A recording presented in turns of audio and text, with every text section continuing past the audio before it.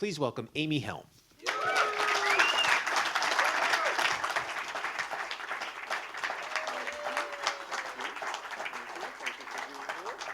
have a mic right there for you. Fantastic.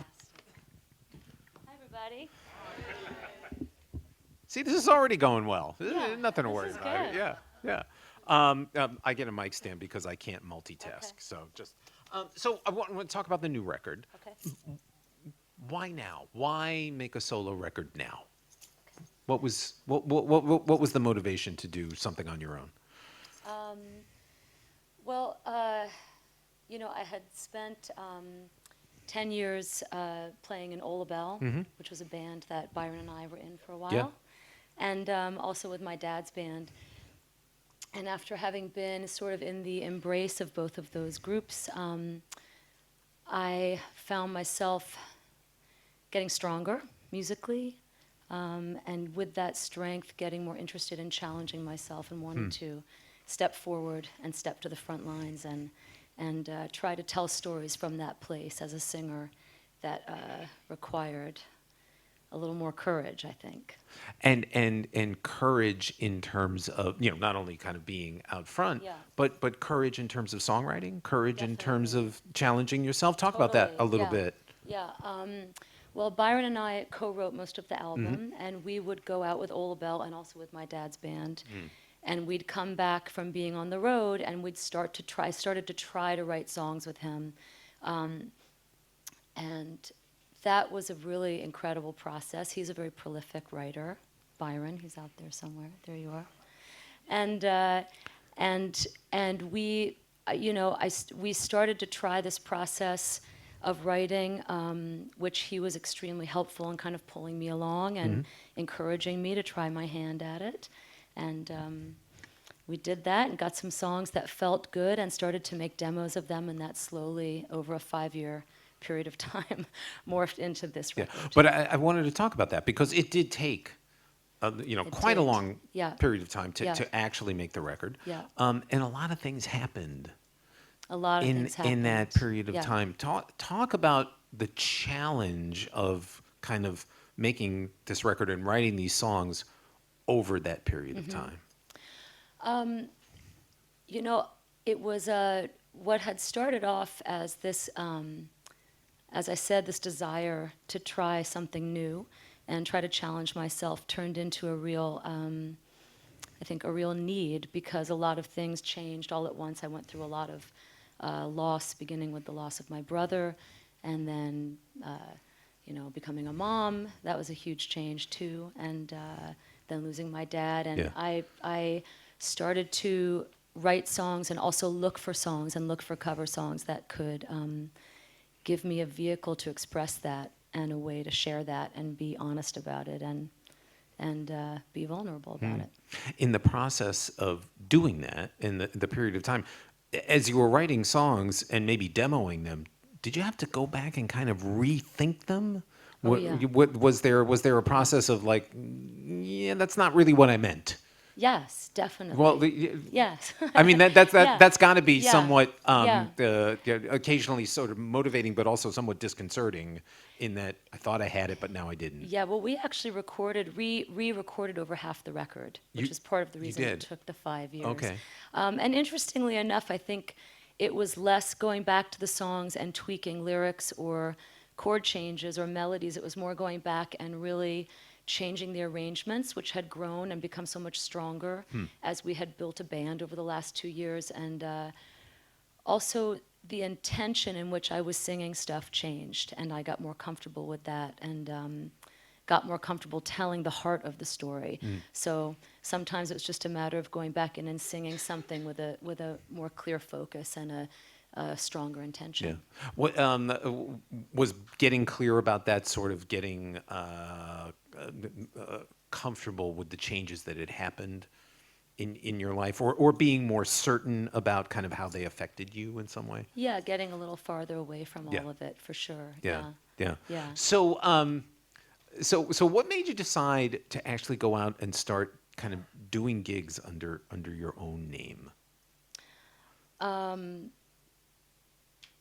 Same reason for trying to write the songs, I Yeah. guess, and And also, really, when I started the album, when, as I said, when I was still working with my dad's band a lot, but after my dad passed, I didn't have any work. So it was actually, I needed to work. Yeah. And, someone offered me a gig opening for them, and they offered me like $500, and I was like, all right, I'm going to try this. And I really I did. can do that. Yeah. Yeah. Yeah. So I didn't know if I could do it, but I tried. And You then, really you were that sort of unsure. oh, yeah. Yeah. Oh, I was terrified. Yeah, there were about 20 people. It was a club, maybe this big, maybe a little smaller. Yeah. Well, let's talk about that a little bit. Uh-huh. I mean, in terms of the, kind of the mind shift that has to happen. I mean, you've been a band member, Yeah. a terrific collaborator, whether it was Yeah. in Ola Bell or your father's band. All of a sudden now you're the person, right here, center stage in front. Yeah. What has to happen in your head to get you comfortable there?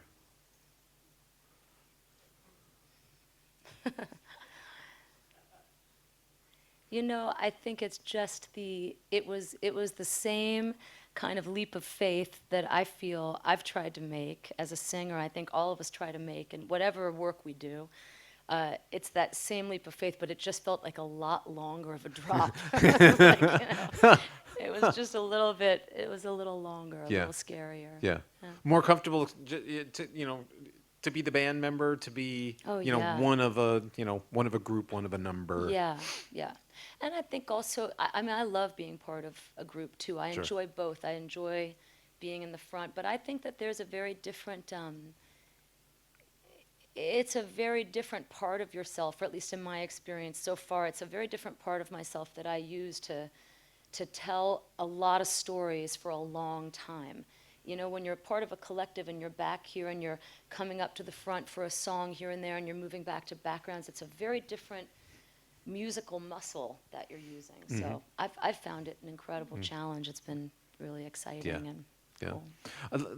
Let's talk a little bit about, some of the tunes on the record, because, one man's opinion, the sound, very diverse. There's, more traditional singer-songwriter sorts of things. There's, funky metered style, Yeah. kinds of songs. Is this really kind of reflective of your musical interests in terms of the sounds of all these songs and the styles? Yeah, and I think it's a very, I think it's a real collage of this period of time we've been talking about, where I ended up re-recording the record. I have a wonderful band now that we've built over the past couple of years, and the sound of that band, David Berger on drums, him coming to that song "Didn't It Rain" with that particular groove, that's coming from him and his time spent in New Orleans. So those songs represent the chemistry and the synergy, I think, of the four of us. And then my dad plays on a few songs, and that represents that time and some of the songs that came out of singing with the Ramble Band. We cut "Good News," which is a Sam Cooke tune, which we did with the Ramble Band all the time. And so that, that kind of represents that period of time. And Playing, your father's credited as an executive producer Yeah. on this record. Did he get to hear some of this before he passed? Yeah. Yeah. What was his reaction? He was really proud. Yeah. He I think all parents, we see, we hold a vision of our children and we hold for them what they are still starting to see about themselves, I think. And he was a good dad, and he wanted me to do this for a long time, and he was proud of me. Yeah. Musically, what do you think you got from him? Oh, there's so much.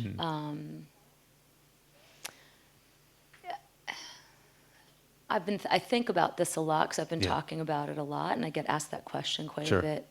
And the time that we spent as a band with the Ramble Band, I think that his humility and his courage were huge, huge things that that translated not only to his audience, but the musicians that were playing with him. All of us were really inspired and moved by that, and inspired to try to stay in that place when coming to a gig, when learning a song, when trying to write a song. Yeah. Staying in a place of staying open to it, I think. Yeah, I mean, we've had any number of artists here who have talked about your father and having interacted with him in some way, shape, or form, and inevitably it comes down to his openness with others, his graciousness, and his that collaborative sense, his willingness, to be open and work with other musicians. Yeah, yeah, he needed that in a Yeah, way. yeah. It's what pulled him up and what kept him, I think, burning at his kind of like highest frequency. So, you know, Yeah, I mean, you I'm sure you would acknowledge this. You had a remarkable sort of family experience Yeah. where you got to be around literally some of the greatest musicians of a generation. Yeah. No question about it. And I'm wondering for you. I mean, did it ever come to a point where you were kind of a rebellious teenager and you said, that's what Dad does. I'm going to go do something else. yeah. Well, yeah, I think that I tried to like put myself into very, very conservative situations. And that was for a lot of reasons. I mean, I grew up in I had a very colorful childhood. And, there was a lot of rock and roll highs and a lot of rock and roll lows. And I saw all of that, and I think that I tried to keep myself on the straight and narrow, Yeah. which I did. But musically, I think that I did not run away from it, but I always sang in bands, but I wasn't entirely ready to commit to it. And then I got to a point where I knew that I had to. It was kind of like, you got to make the choice and you got to either do it or you Yeah. don't. And he was really great in Yeah. helping me turn that corner. And he backed off when he needed to and he pushed when he needed to. But also, my dad and I have had we had a relationship that had years and years of absences. We had a fractured relationship, and we reconnected with each other really when I was 28. It was kind of in and out up till then.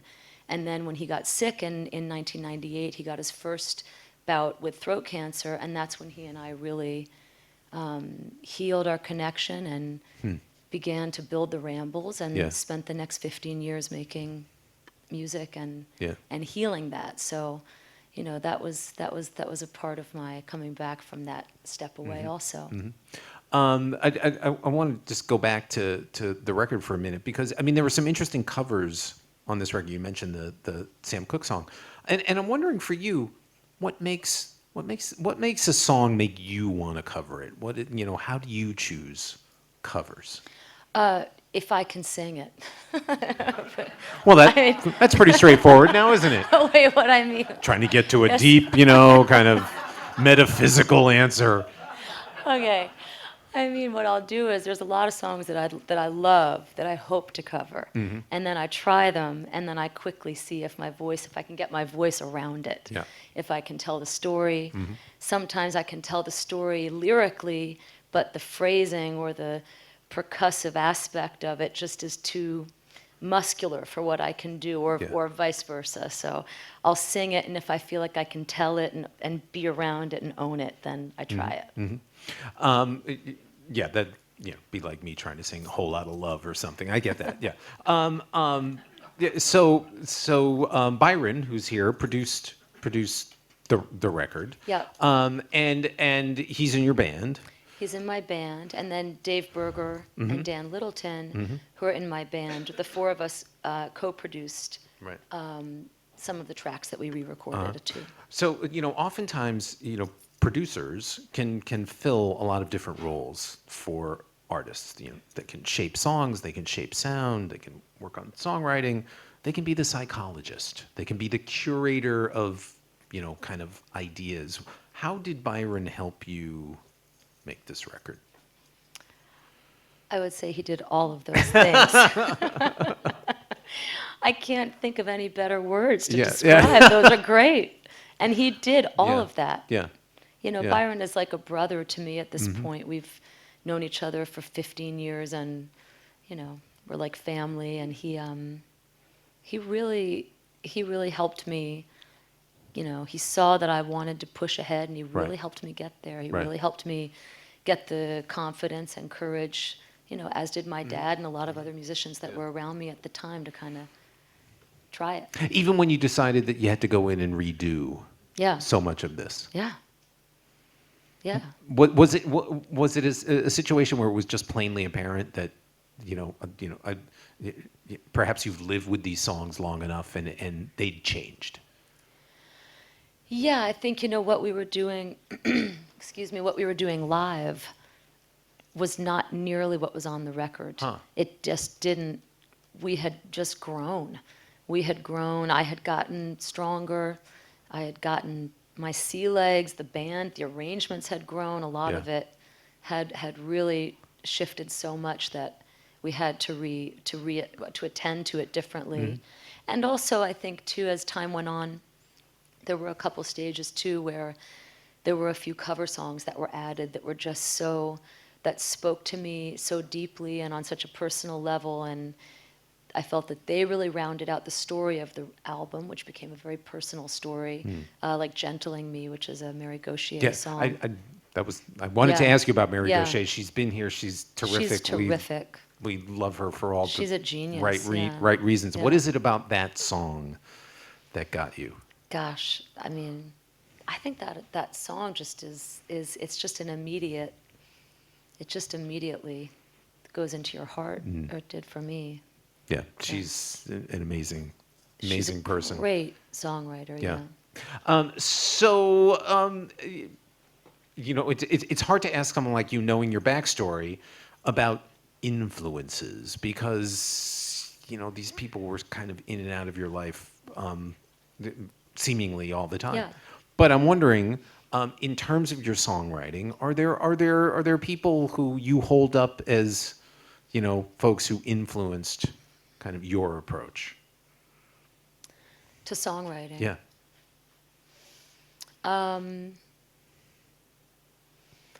So many. Actually, honestly, a lot of my favorite songwriters I feel like I didn't even try to do anything like what they did, Yeah. But certainly Dolly Parton, I'm a big fan of her writing, and John Prine. And I think really, honestly, a lot of Byron's songs and a lot of my peers' songs too, that was really inspiring to me.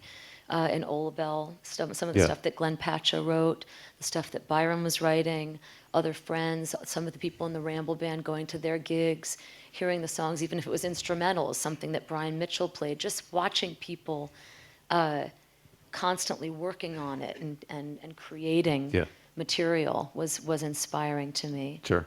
I find it fascinating you bring up Dolly Parton. Not a lot of people recognize what a terrific songwriter. She's one of the best. Yeah. One of the Yeah, best. yeah, and it often gets overlooked because Yeah. of all of the other things that kind of come with being Dolly Yeah. Parton. Well, her singing is so Well, incredible. and I mean that in the most positive Yeah. way possible. So let's just be clear about that.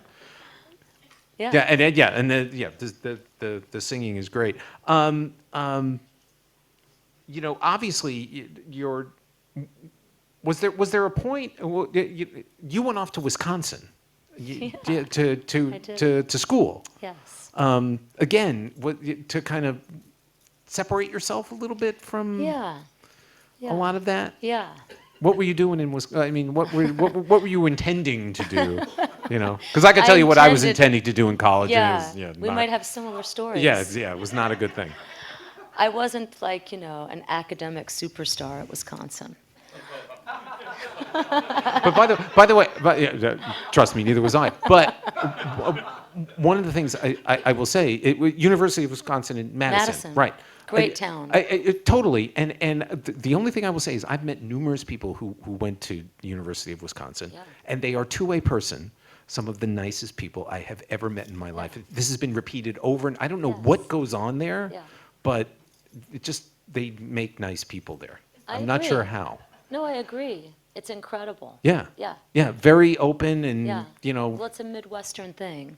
that's got to be it. Yeah. Yeah. They are. They're kind. Uh-huh. Well, it's a slower play. It's slower paced. And Right. Right. Were you gigging at all there, or no? no, No, not a not at all. single gig. Can I ask what you were studying, just for yucks? Psychology. I like it. Yeah. Okay. Yeah. Yeah. I don't know what I was doing in Madison, really, but I had a great 4 years there. Right. My friends were there. I was hanging out. Yeah.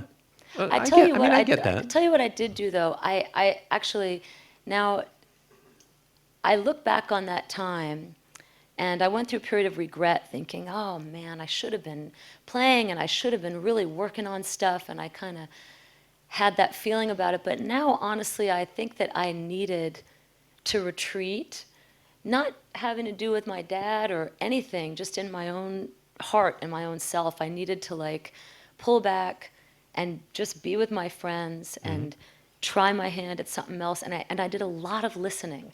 I really listened to a lot of music during that Yeah. time. And that was really important. It helps shape your sense about things that you would ultimately, Yeah. either Yeah. use or discard or whatever, but give Yeah. you a basis for Yeah. Yeah. kind of understanding a little better. You eventually came back and went to work with your dad in the Barn Burners. Yes. And I'm wondering about that period. Did that period really kind of help you get a sense that yes, this is what I really that was want to that do? was it. Yeah. How That how was- how's it? Yeah. How did you kind of rekindle the flame, so to speak, for music at that point? Well,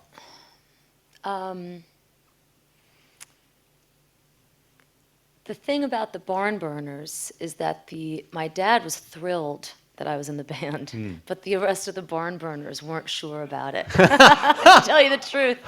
So it was, and I just, I got to a point where it was, there was one particular tour where I was green. I was singing out of tune. I was forgetting the words. I was really sucking on this tour, and the guys weren't into it. And I was very, every time you got up on stage, it was just, you were nothing more, nothing less than the daughter of. And that can be a big burden when you're young and you're not sure what you're doing anyway.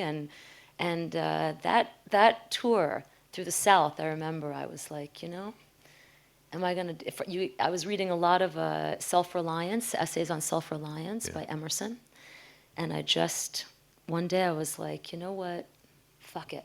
Like I love doing this. It's making me feel good. I'm going to do it. And I found someone in the audience to sing to, a lady that wasn't connected to anything else in my head. And I just sang to her. And that was, I really turned a corner in myself and committed to it. Yeah. That's remarkable. And it strikes me that there's, there's kind of a moment of recognition that, despite whatever others may be saying, that's where you belonged. And it was failing, honestly. It was like not being confident, not feeling good, not singing that good, not really knowing, being in a complete opposite place than you really want to be when you're trying to share a song with someone. That turned it for me. Sure. So now here you are. The record's been released. We were talking earlier. You doing interviews like this. Hopefully, this isn't too much like Root Canal. So how does it feel now? Are you getting more comfortable with this? Yeah, I am. I feel good. Yeah.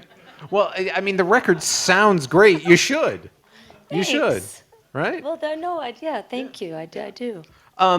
So I read one terrific quote of yours, which I'm going to read back to you now and get your reaction. So it became clear to me that I had to make a commitment, and this may be about kind of what we were just talking about, to serving my own gift instead of serving my insecurities. Hey. Thank you, Byron. It is good. It is good. At some point you got to do that, right? I think, I really, we all have to. And then the amazing thing is that it never ends. You know, there's always another opportunity to do it. Maybe not with music, maybe with your family or with whatever is going Sure, on. sure. You recently had the chance to be out on tour with Patty Griffin, And we were Mavis talking Staples. about Mavis Yeah. earlier. I'm wondering, when you're hanging around people like that, what do you learn as an artist? What do you get from them? You know, it was amazing to watch Patty and Mavis just being completely in their own skin. I mean, what we've been talking about, I feel like those two women are two people that really have like landed where they want to be. They're doing what they want to do, Yeah. and both of them are so inspiring in different ways. I mean, Patty's songwriting is incredible, and Mavis is just like this, you know. She's like this spiritual beacon. She is. She is. I was telling you before we had her here, and I was transfixed. Yeah. Just transfixed. Yeah. Do you think it's part of your mission in some way to, kind of continue your father's legacy, to make sure that his legacy is kind of well known and in place in a sense? Yeah, I do. Yeah, I feel a real sense of responsibility to his fans and also a lot of musicians who have contacted me, been in touch with me, met me in passing since my dad died. The people that I've met, I've kind of I feel there's a responsibility to share whatever I can about what he did, and also receive that from them. Like, it's very important. I can't tell you how many drummers I've met that, want to tell me how my dad influenced and changed their lives. And that's really important for me to take that in, and like, I write about it, I remember it. Yeah. I want to tell my kids about that. I want to, it's an important thing. So, but last question. You've done work for a remarkable organization. I have to ask you about this. Called Musicians on Call. Yeah. And this is a terrific organization where well, you tell the story. And why am I doing this? What do they do? What do you do for Musicians on Call? Well, they bring musicians in, and the musicians go room to room in hospitals. And it started on the pediatric floor at Sloan Kettering in New York City, which is one of the most major cancer hospitals for cancer treatment in New York. And now the program's expanded. There's a program here in Los Angeles. Sure is. I don't even know how many cities, but it's expanded at least to No, they're 7 or around. 8 Yeah, other they're around. places. Yep. And it's expanded to a lot of other hospitals than just children's hospitals. And actually, the first time I did it with my dad and my stepdad. And we walked room to room, my dad and Donald and I, and sang. Yeah. And it's an incredible thing. It's an incredible thing to get involved in. And if you don't play music, another really special way to be part of it is to go as a guide. So you can go in and you're the one who leads the musician from room to room. And it's a really very cool thing to do. Yeah. What do you get out of it? What do you get out of doing that?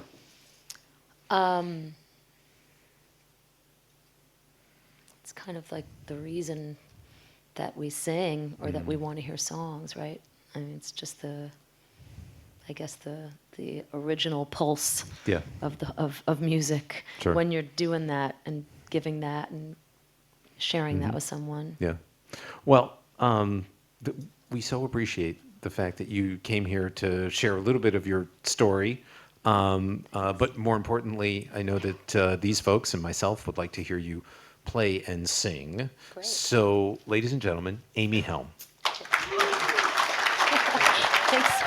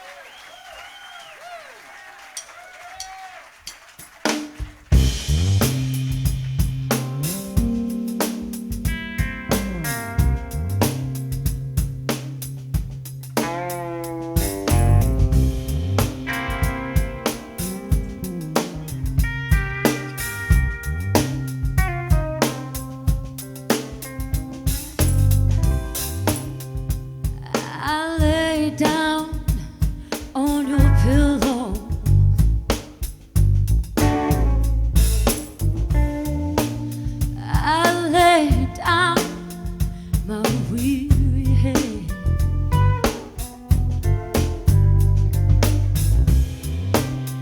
Lately I've learned to worry, yeah, how to worry, as I watch you learning how to forget. See the sign in the window,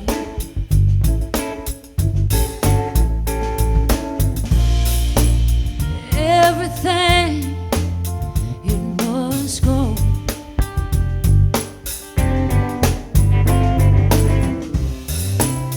Why can't I believe, yeah, believe all of the things that I should know, I should know. Sky's falling, babe, it's falling down.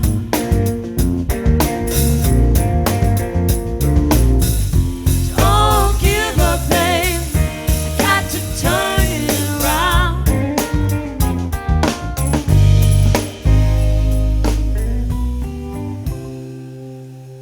Meet me out in the garden, yeah, in the sweet summer shade.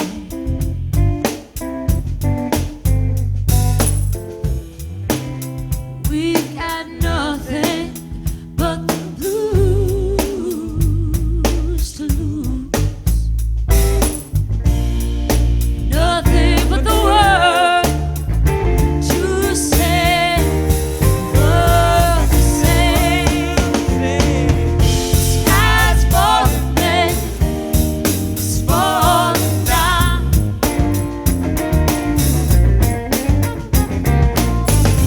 Don't give up, baby, got to turn it around.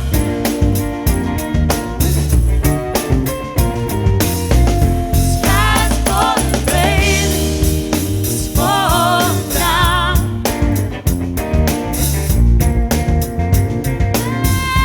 Don't give up, baby, got to turn it around. Sky's falling, babe, it's falling down.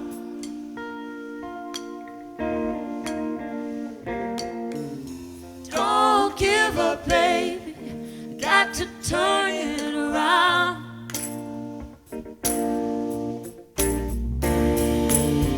Sky's falling, baby, it's falling down.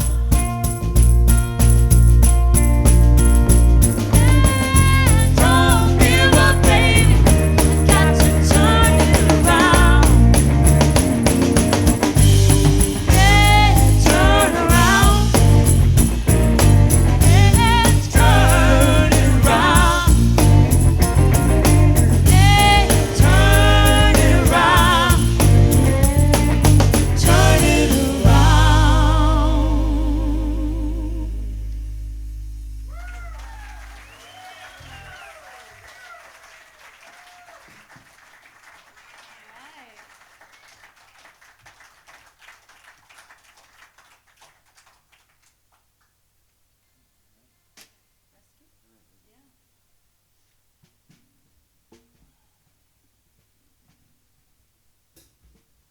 Y'all are so quiet.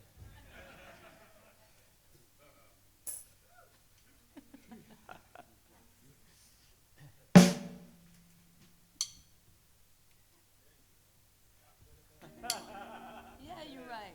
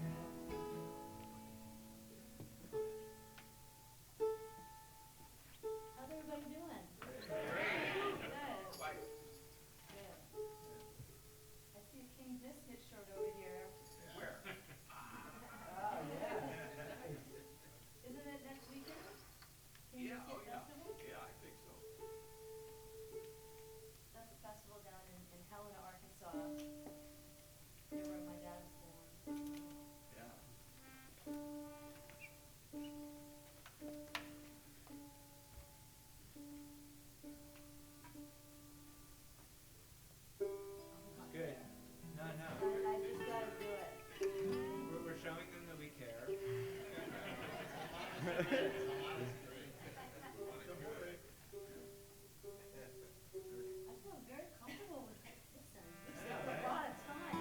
We went deep. We're family now. Y'all have been through a lot together.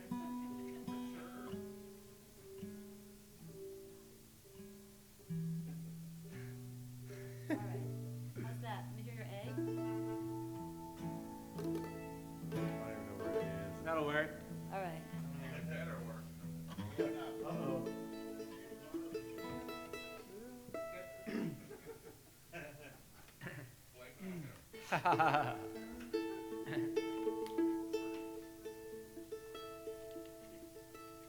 That's okay, yeah.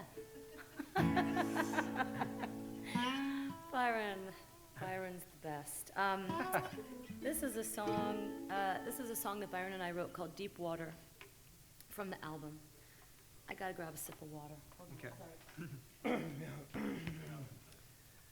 So, let me see.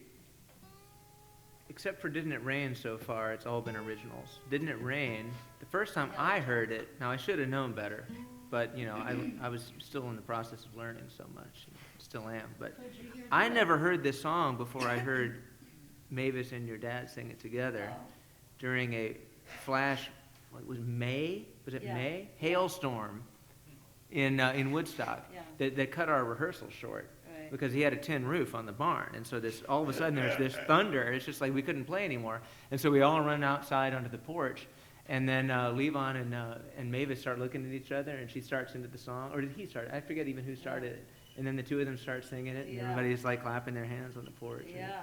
And it was like, what is this? Yeah. I had never heard it before. Yeah. To me, that was a revelation. Yeah. So Well, that moment was Yeah. incredible. one of my favorite musical moments ever. Yeah. Okay.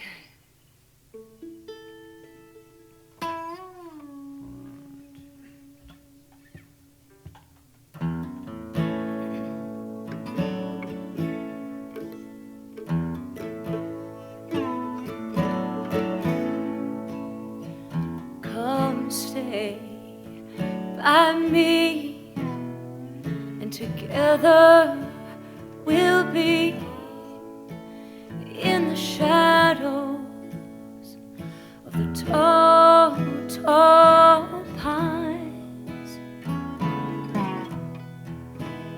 I'll gather you in, and together we'll swim the deep waters in your blue, blue eyes.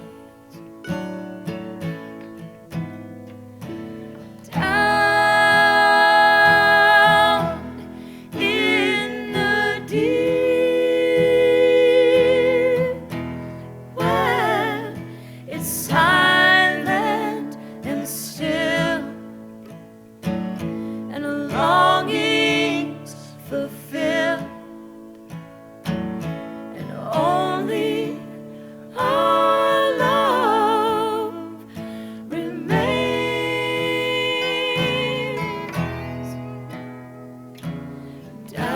Down we'll go in the sweet undertow, deep waters of you and me.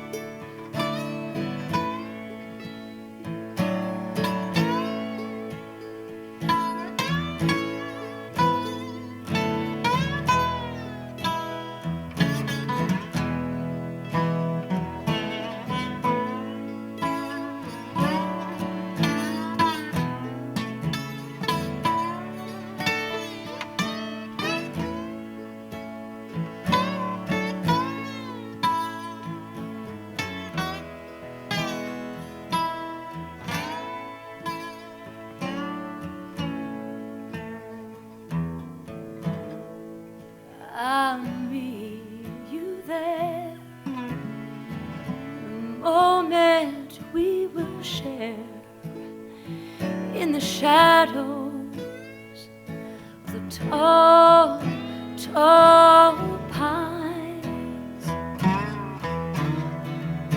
But I can't let you in, for no one can swim the troubled waters in my blue, blue eyes.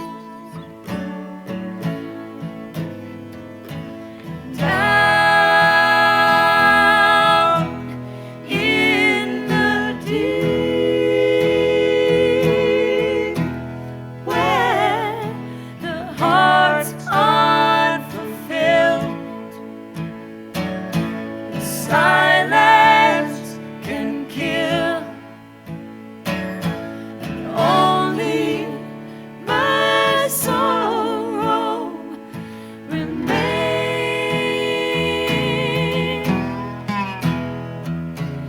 Down we'll go in the steep undertow,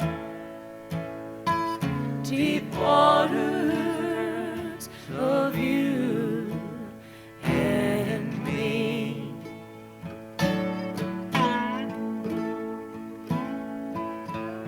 Never know the love us below, deep waters of you and me.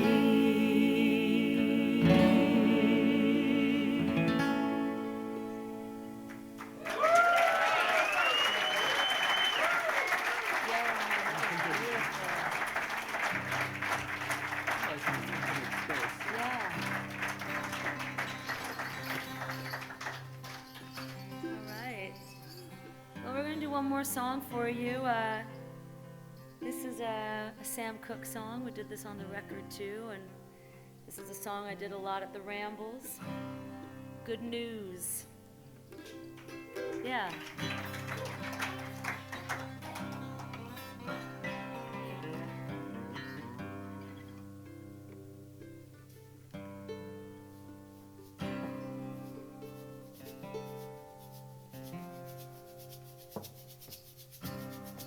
Oh, hold on. It's not nice.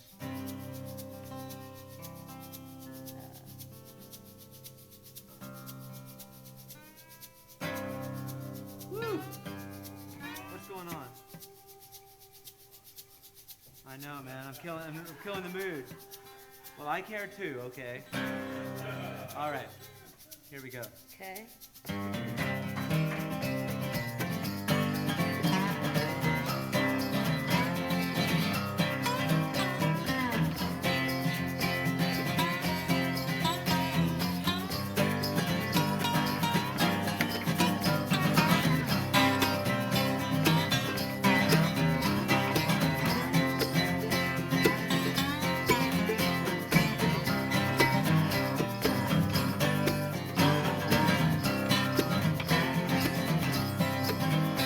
My baby's coming home tomorrow.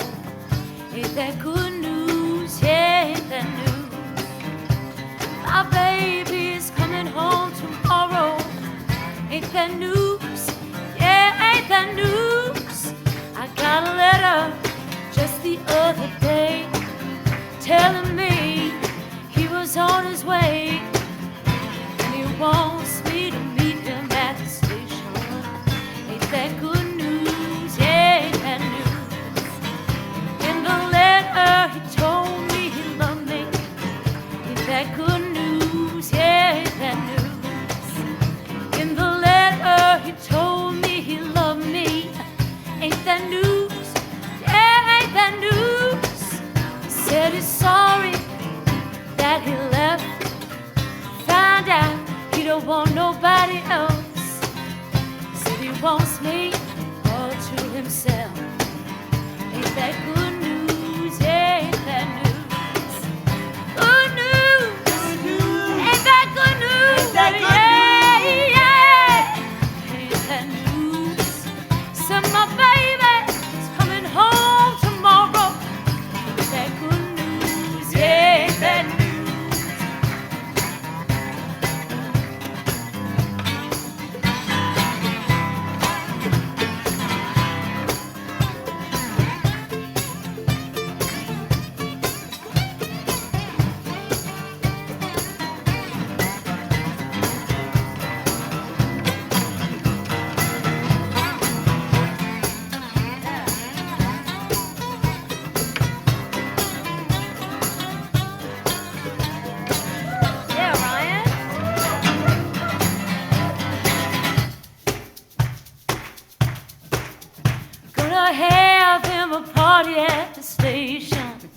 Ain't that good news? Yeah, ain't that news?